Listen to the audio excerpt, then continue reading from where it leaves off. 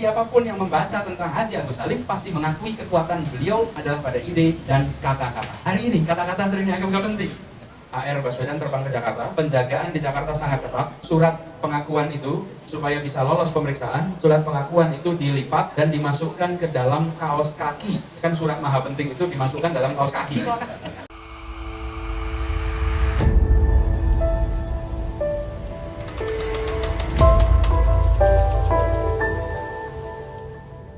Ini menarik. Haji Agus Salim kekuatan utamanya adalah pada gagasan dan kata-kata. Haji Agus Salim itu memiliki kekuatan pada kata-kata dan diakui oleh semua, betul ya?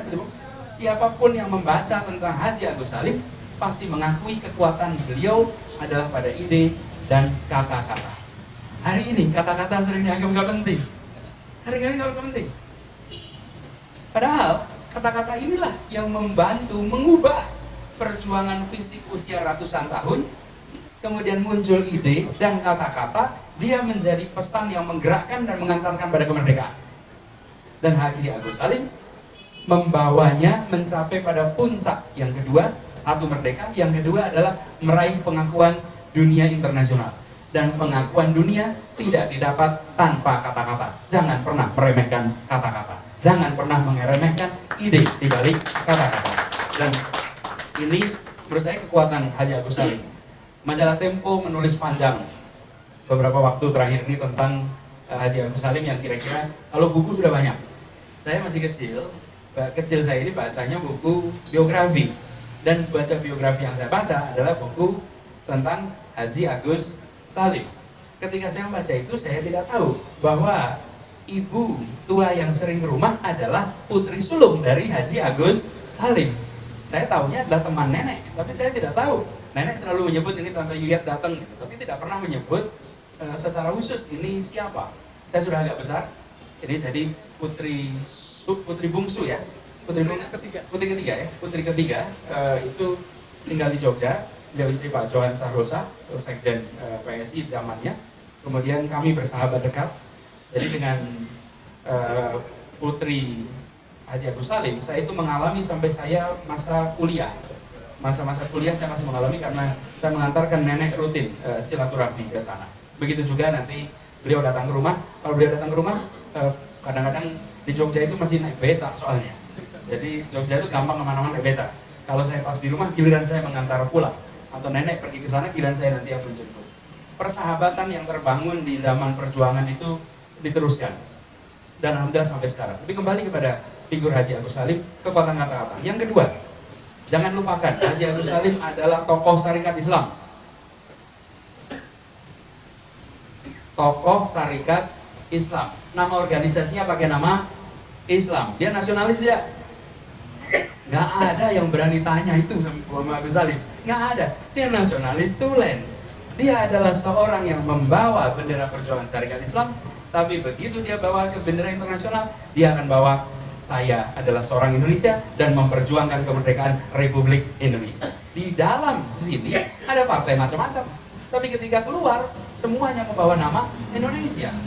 Dan diplomat-diplomat unggul banyak yang hasil murid-murid dari Haji Agus Salim. Generasi Young Islamitan Bond yang kemudian muncul, mereka generasi terdidik yang menonjol, salah satunya adalah Muhammad Rum. Juga kalau dilihat latar belakang, partainya beda-beda, dimaklumi. Tapi ketika keluar, semuanya membawa nama Indonesia. Menurut saya ini pengingat bagi kita hari ini. Di dalam negeri boleh saja kita memiliki perbedaan pandangan. Tapi ketika ditanya, Anda siapa? Maka jawabnya pertamanya adalah, saya Indonesia. Saya adalah orang Indonesia. Itu pesan ketiga tentang Agus Salim. Lalu yang keempat, kaitannya dengan AR Baswedan. AR Baswedan itu bersama-sama.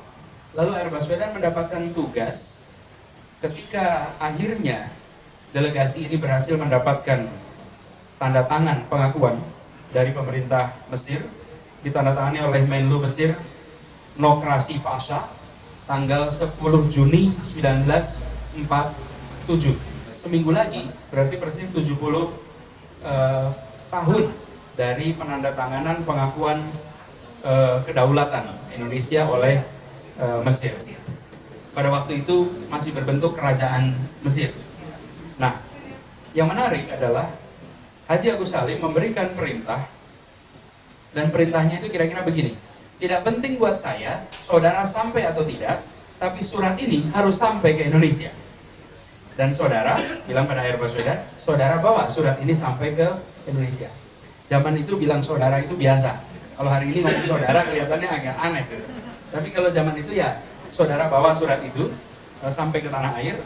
Nah di sini kemudian Ayer Baswedan membawa surat itu. Hanya perjalanannya memang tidak sampai Jakarta awalnya, karena belum ada rute sampai ke Jakarta. Jadi menggunakan pesawat. Ini saya dengar ceritanya sering kalau beliau sedang ngobrol di rumah, saya mendengarkan dari Jakarta ke Bombay, dari Kairo ke Bombay, sekarang Mumbai, dari Bombay kemudian ke Singapura, dan di Singapura stuck karena itu tadi yang diceritakan, tidak ada uang, tidak ada apa-apa, betul-betul tidak ada modal yang dimiliki, hanya baju yang dibawa dengan barang-barang yang di kopernya serta sebuah surat. Sampai beliau mengumpulkan orang-orang yang bersimpati kepada perjuangan Indonesia. Waktu itu dipimpin oleh seorang namanya last name-nya Talib, saya lupa first name-nya. Sehingga terkumpul dana, bisa terbang ke Jakarta. Ayer Baswedan terbang ke Jakarta. Penjagaan di Jakarta sangat ketat, di Kemayoran, mendarat di Kemayoran. Lalu surat pengakuan itu supaya bisa lolos pemeriksaan, surat pengakuan itu dilipat dan dimasukkan ke dalam kaos kaki sepatunya. Jadi ketika diperiksa, masuk ke security check, diperiksa semuanya, tas dibongkar, ini lolos. Jadi saya bayangkan surat maha penting itu dimasukkan dalam kaos kaki. Kaos kaki dilipat-lipat, saya nggak kebayang tuh, kaos kaki zaman itu perjalanannya panjang, lalu suratnya dimasukin ke situ. Tapi kan perintahnya itu, saudara tak penting bagi saya apakah saudara sampai atau tidak, tapi yang penting suratnya sampai. Lolos di pemeriksaan. Saya bayangkan spot jantungnya luar biasa. Kita mendengar cerita ini kan seperti cerita, tapi bagi yang menjalani, kalau itu ketangkap artinya that's the end. Disitulah ujungnya. Lewat sampai ke Jakarta, akhirnya terus sampai ke Jogja, dan surat itu diserahkan pada Presiden Soekarno di Gedung Agung di Jogja. Tunai sudah satu pengakuan pertama Indonesia. Akhirnya setelah melewati perjalanan panjang, negosiasi yang panjang di Kairo, penghalang-halangan yang serius dari konsul Belanda di Kairo, sehingga surat itu sampai ke Jogja. Dan begitu surat itu sampai di Jogja, maka lengkaplah pengakuan de jure dan de facto untuk Republik Indonesia tahun yang 47 pada waktu itu. Jadi ini bagian dari perjalanan sejarah kita yang saya merasa bersyukur bahwa akhirnya ini dimunculkan dalam bentuk narasi film dan juga dalam bentuk narasi novel yang mudah-mudahan akan mengembalikan lagi semangat perjuangan itu pada generasi kita hari ini. Dan sekarang tanggung jawab kita adalah bukan hanya meneruskan tapi mengembangkan.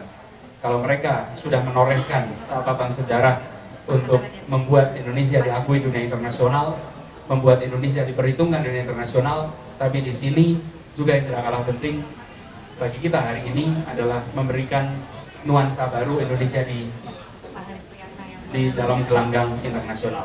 Barangkali itu dari saya. Kurang lebihnya mohon maaf. Assalamualaikum warahmatullahi wabarakatuh. Waalaikumsalam warahmatullahi wabarakatuh.